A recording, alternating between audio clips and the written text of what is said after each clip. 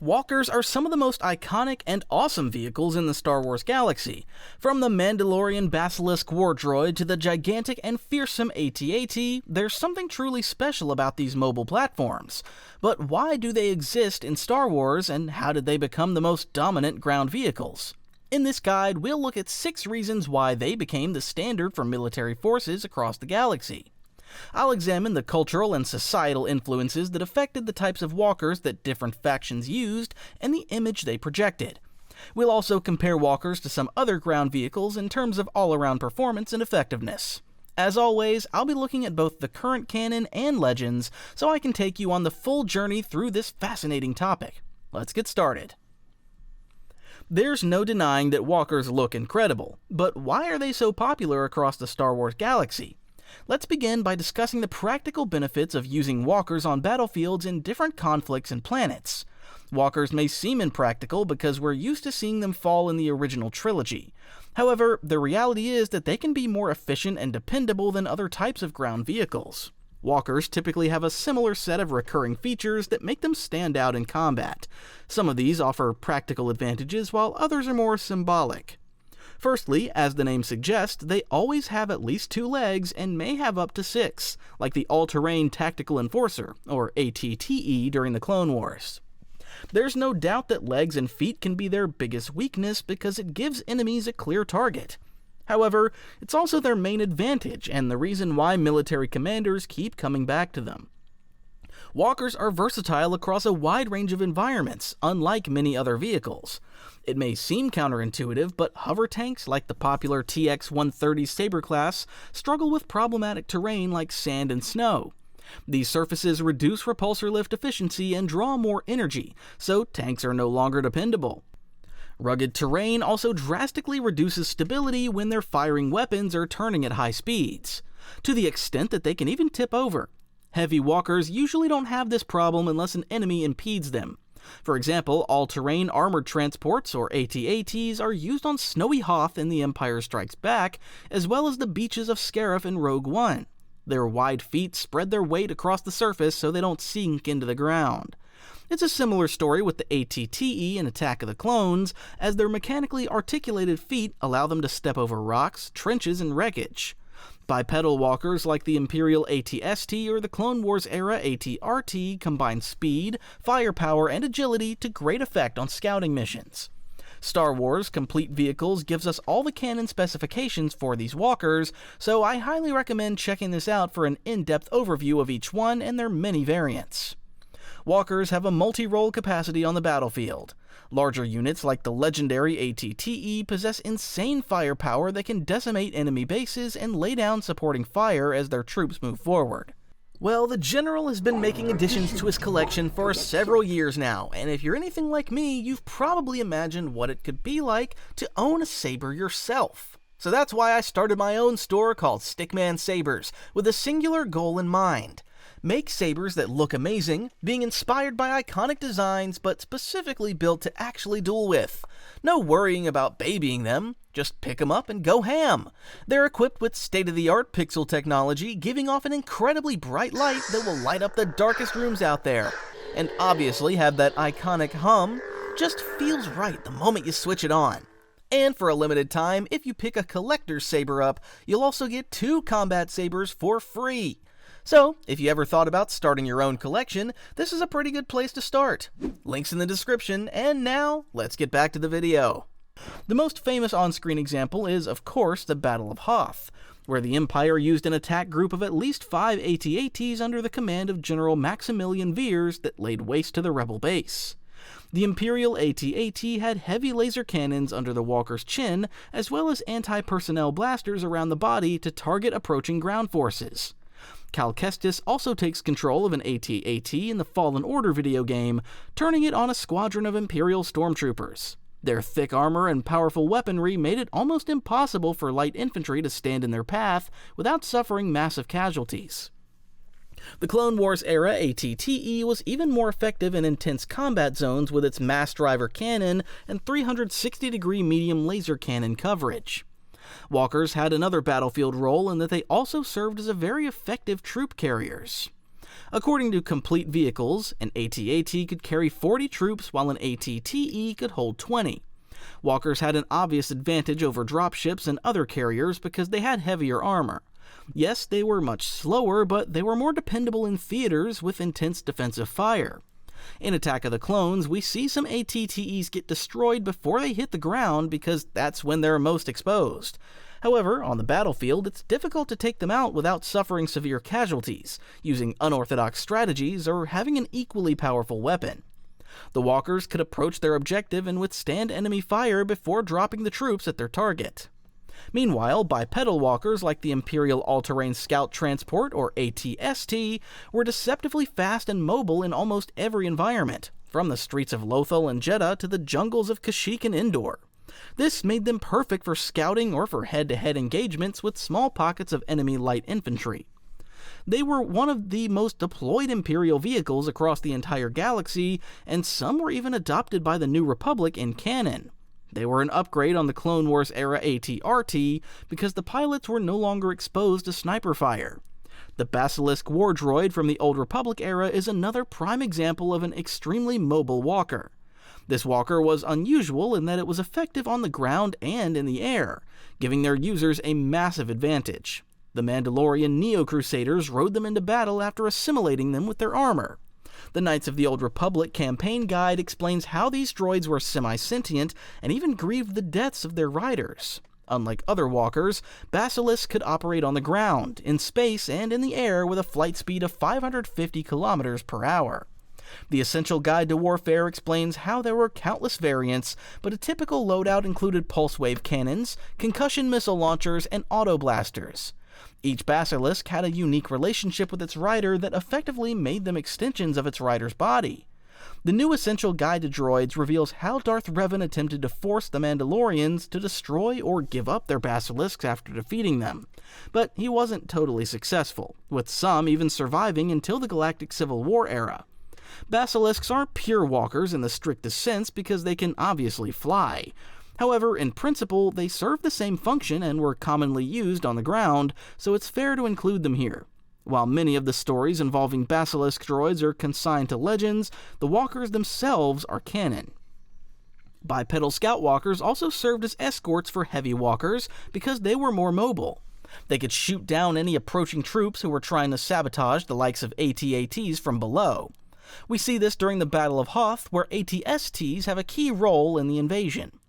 The legend source Inside the Worlds of Star Wars Trilogy claims that the Imperials operated all-terrain advanced raiders, or AT-ARs, on Hoth too. However, these vehicles are not canon despite being awesome. They're very similar to AT-STs, but smaller and heavily armored for frontline combat, and only had a single cannon. Its first appearance was in the comic book series The Bounty Hunter of Ord Mantell, and it reappeared in several other stories. Other walkers filled the same function in later eras. In the Legends Legacy comic book series, we see Darth Krayt's forces use the Sith Imperial Walker in the ground assault on Tavas to protect their AT-ATs. This shows the longevity and popularity of walkers in Star Wars because they're more effective than they may seem in the movies. Let's move on to another purpose of walkers in Star Wars and how they reflected the military and political aims of their governments. It's notable how walkers evolve in appearance and have different strategic benefits depending on the era and belief system. Going back to the Basilisk War Droid again, it's clear how they naturally became a mechanized reflection of Mandalorian culture.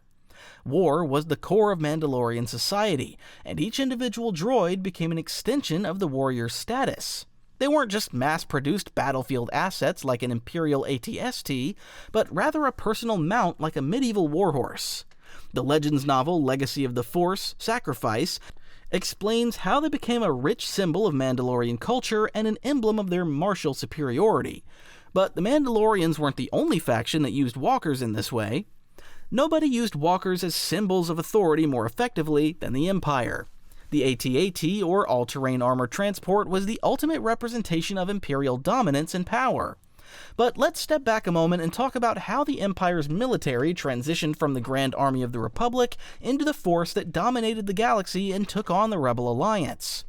During the Clone Wars, the Republic Army focused on functionality over symbolism and aura. We see how armor evolves from the uniform Phase 1 armor in Attack of the Clones to the Phase 2 armor in Episode 3 in the Clone Wars series.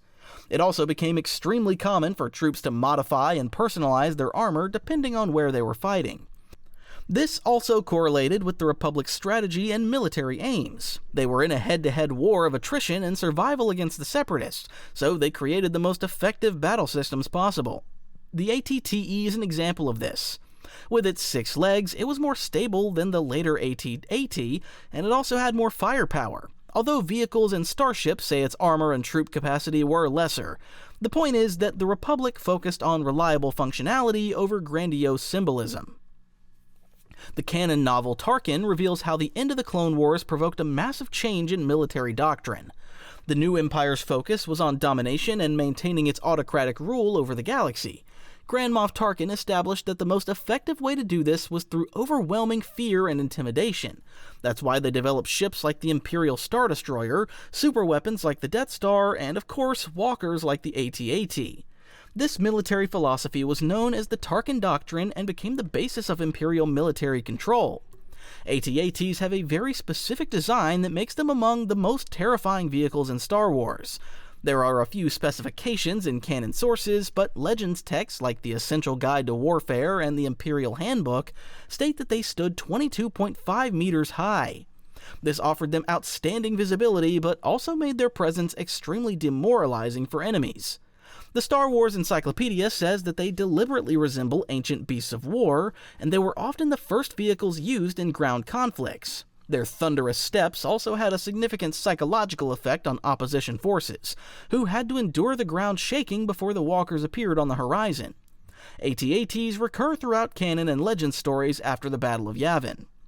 AT-ATs feature all throughout Legends in games, novels, and comics alike. The Dark Empire series is one of the most interesting because these novels mention upgraded AT-ATs with advanced turbo lasers. The Imperial Remnant also uses AT-ATs to defend Schramer from the Yuuzhan Vong in Invasions Revelation 5, over 20 years after the Battle of Yavin. But their longevity goes even further in Legends, all the way to Darth Krayt's Galactic Empire about a century later. Krayt's forces also updated the design to the Armored Heavy Transport, or AT-AHT, with even thicker armor and the addition of guns mounted on the lateral sections of the walker, including the passenger areas.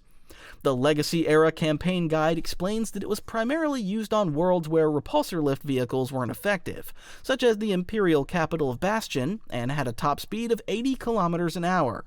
Once again, Krayt's Empire wanted to terrify their foes and mentally defeat them before firing a single shot. This was the primary advantage of AT-ATs and all their devastating variants and successors. It's no surprise that the galaxy's most brutal regimes kept coming back to this style of walker. They were almost too fearsome to confront and could overpower most defenses. If we go back to canon, we can see that the First Order used an updated version of the AT-AT during the Battle of Krayt. The Last Jedi, Incredible Cross-Sections, reveals that it had upgraded armor and a boarding ram under the chin of the walker's head instead of cannons, which were now mounted on the sides of the head. However, as we know, bigger is always better where the sequel trilogy is concerned. They created an even mightier walker called the All-Terrain Mega Caliber 6, commonly known as the Guerrilla Walker.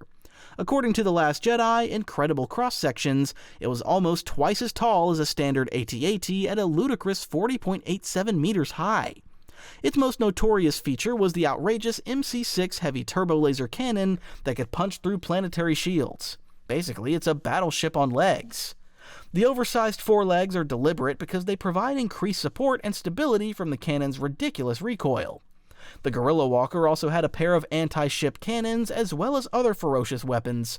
The Incredible Cross-Sections writes, "The goal of such an obscene display of murderous power is to reduce enemies to abject terror, incapable of any course of action except total submission." I don't think that I can sum it up any better than that. These things were nightmarish in their power, but even then, they weren't invincible. When we talk about the roles of walkers on the battlefield, we're usually thinking about their overwhelming firepower. However, they also have a key role as infantry integration platforms. I already mentioned that the likes of the AT-AT and AT-TE can serve as troop carriers, but they also provide covering fire and act as a mobile shield for advancing infantry. We see this in many theaters on screen during the Clone Wars, with both Republic and Separatist forces using walkers alongside their regular soldiers. It was also a standard strategy for Imperials and First Order ground squadrons. The AT-RT and its successor, the AT-ST, worked very effectively alongside patrolling troops. We see this in many Clone Wars battles as well as in the movies on Hoth and Endor. They were exceptionally mobile, and their height made them useful for reconnaissance and intimidation. The canon Star Wars Dawn of the Rebellion visual guide describes these vehicles as urban suppression walkers. An earlier Imperial example was the All-Terrain Armored Cannon, or AT-AC, which we see on Ord Mantell in the Bad Batch series. Eventually, the Empire phased these out for the popular AT-ST. Another variation was the All-Terrain Defense Pod, which we see in Rebels. This had a powerful anti-vehicle MAD-38 heavy laser cannon that could destroy a walker of the same type, which we see in the show. During the Battle of Hoth, we see how the Empire uses AT-ATs as infantry integration platforms. This isn't usually their primary role, but it works on the icy planet because there's so much open space. The gigantic walkers overwhelm Hoth base's relatively light defenses with devastating firepower, allowing their snowtroopers to rush forward and storm the base. This shows how effective they can be when the opponent doesn't have a walker or anti-walker weapon of comparative strength. During the Clone Wars, the Separatists used their gigantic OG-9 spider droids to obliterate the Republic's AT-TEs. These anti-vehicular walkers were slow-moving but heavily armed with a powerful laser cannon. They were present on Geonosis to great effect and also fought against Aayla Secura's forces on Felucia in the Clone Wars series. The Separatist had a smaller spider droid known as the DSD-1 Dwarf that specialized in anti-troop combat. These walkers had the deadly ability to burrow, enabling them to ambush enemies and also to avoid artillery strikes.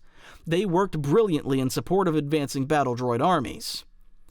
Another fascinating walker was the All-Terrain Attack Pod. This three-legged walker saw service with the Clone Army and the Rebel Alliance. Also known as the Sniper Walker, it had a heavy mass driver cannon that made it perfect for long-range strikes. This could take down enemy shields or gun emplacements, making it safe for troops and other vehicles to advance. The Republic deployed them in many battles from Seleucami and Felucia to Horain and Kashyyyk. In the canon video game Star Wars Commander, the Rebels used an enhanced version of Yavin 4 and Tatooine. This model had heavy experimental driver cannons which could take down shields. It's worth looking at the Sith Empire in the Old Republic online game because they reverse this strategic approach. These stories take place thousands of years before the Battle of Yavin and are no longer canon, but remain a fascinating part of Star Wars lore. Usually, as I've tried to make clear, the walkers support the troops as they swarm forward and try to fulfill their objectives. But the Sith Empire preferred to use walkers as part of a heavy assault with their troops in support. Infantry losses were acceptable if it meant that their walkers could steadily advance. The Lance Walker and Eternal Empire Walker are some of the powerful vehicles that players confront in the game. Usually, the first two things we think about walkers are how cool they are, and then how easily they get destroyed. The second point is slightly unfair because this is just how they're represented on screen. Remember, we're usually getting the stories from the good guy's perspective, so it can create a distorted impression of how ineffective Imperial forces are. Nonetheless, it's true that most walkers do have some serious vulnerabilities that can be catastrophic if the enemy plays their cards right. However, usually this involves getting close enough to the walker. This is the tricky part because it often means getting past the enemy's soldiers or other vehicles that specialize in anti-infantry engagements, while avoiding getting stomped on by the walker itself.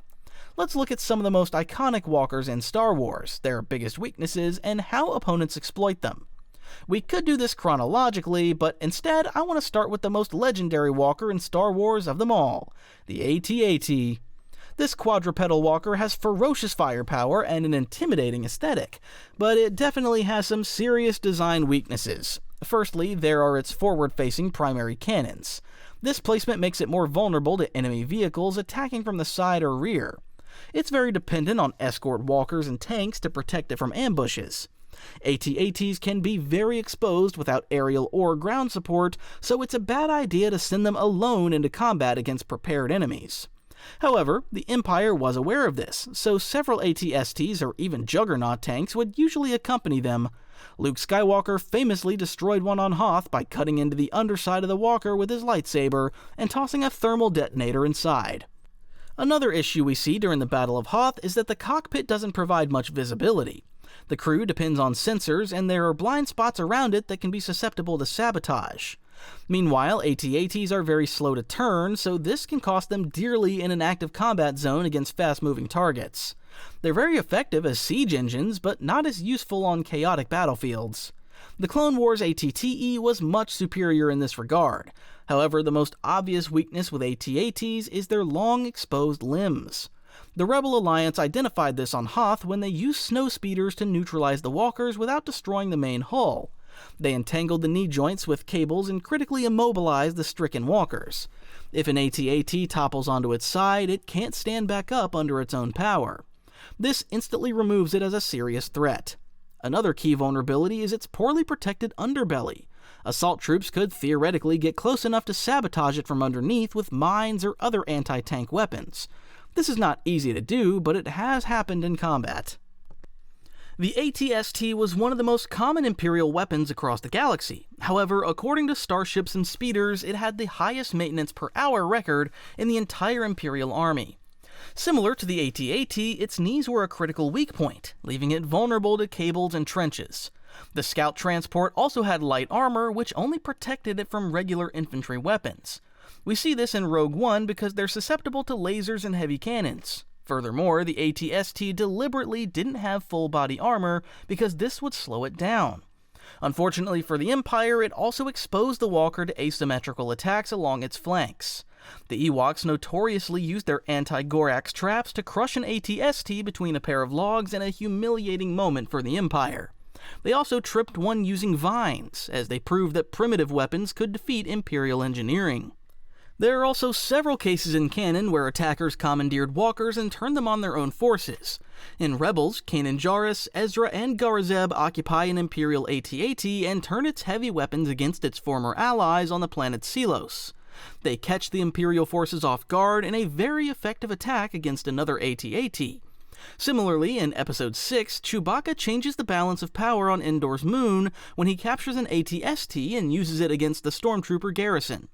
Again, the Imperials don't expect this brutal firepower, and it proves to be decisive. Meanwhile, it was also common for rival armies to use walkers in direct combat against each other, as we see in Episode 2. The AT-TE usually had the advantage over spider droids, but if the latter shot first, it could cause critical damage, as occurs during the First Battle of Geonosis. Separatists also had their own unique issue in that their droid walkers operated under a central command system. If the command ship were destroyed, their entire force would immediately shut down. The earliest example we have of this is on Naboo in The Phantom Menace. But another textbook case that's perfect for this discussion about walkers occurs on Ryloth in the Clone Wars series. The Republic destroys the Separatist Lucrehulk command ship, and this instantly stops their army mid-advance, including spider droids. Then the Republic ground forces and the Twi'lek rebels exploit the opportunity to cripple the droids so the Separatists can't reactivate them. Spider droids were very vulnerable against ion cannons, as shown on Geonosis in the Clone Wars series. Republic troopers also targeted their leg joints because this left them crippled. Of course, walkers aren't the only military vehicles in Star Wars. Many others are also effective in different ways.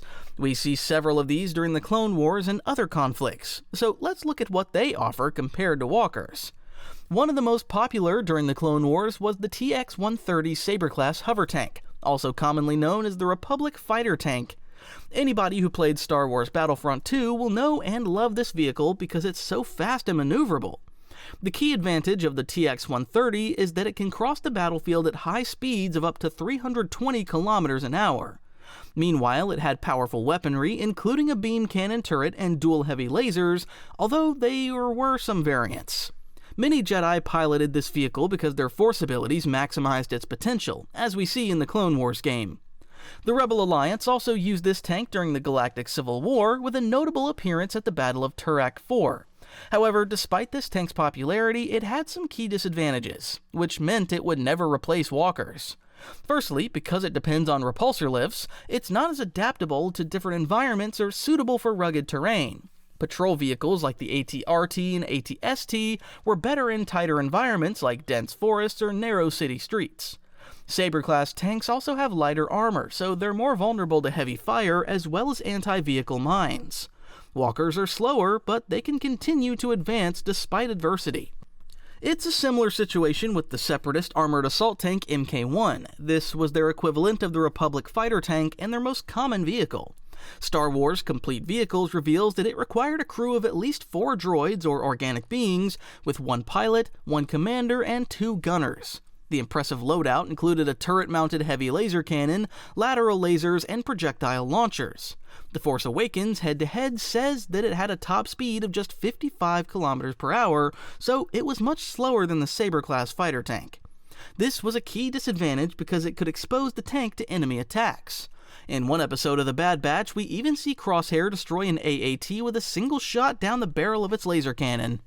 It's one of the most awesome moments in the entire series. Again, it was also vulnerable to enemy walkers like the ATTE or even the tripedal ATAP.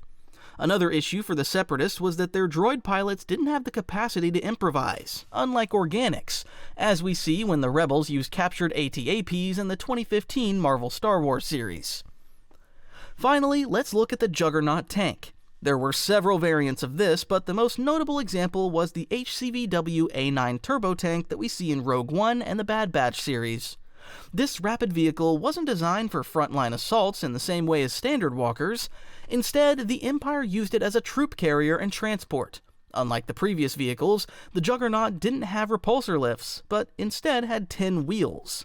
This tank had a passenger capacity of 125, which was actually less than the Clone Wars A6 turbo tank that could hold up to 300 troopers. However, it compensated for this with a higher speed and a hull that could deflect energy bolts.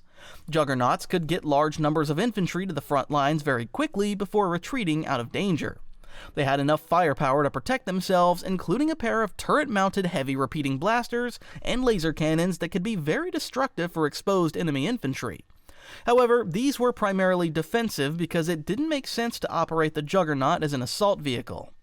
The Empire also used Juggernauts as transports for high-value prisoners like Jyn Erso in penal camps such as Erebus. Let's wrap this video up by looking at some of the out-of-the-universe storytelling reasons for the prevalence of walkers in Star Wars.